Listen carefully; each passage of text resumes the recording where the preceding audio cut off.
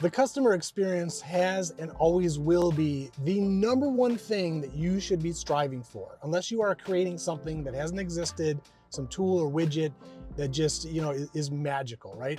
If you are in business, the biggest thing you can do is create unbelievable experiences for your customers. And some businesses start out and that's the foundation of what they do.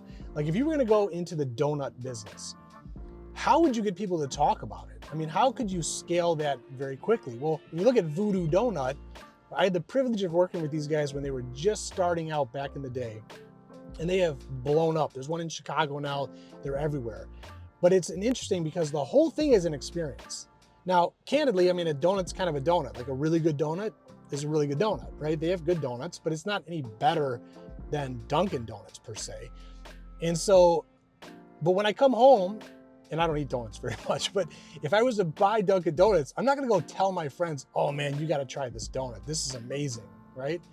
No, it's a donut, right? They gave me what I expected. But with Voodoo Doughnut, the atmosphere inside their stores, the way they do their donuts, they have everything from, X-rated donuts to, the Voodoo Doughnut with the pretzel that's stabbing the guy and there's jelly coming out of it.